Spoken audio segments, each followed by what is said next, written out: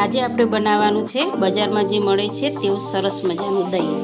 એના માટે ફૂલ ફેટ દૂધ લેવાનું છે અને એને થોડું ગરમ કરવાનું છે।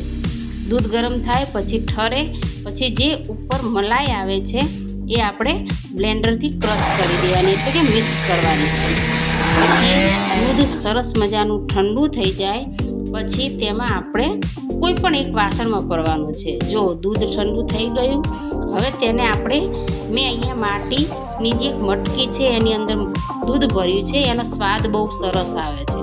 હવે એમાં આપણે ઠંડુ થાય પછી દહીં નાખવાનું છે અથવા તો છાશ નાખવાની છે, પણ હા, તેને બહુ હલાવવાનું નથી। તેના ફરતે છાશ નાખી તેને 8 થી 10 કલાક માટે ઢાંકી દેવાનું છે।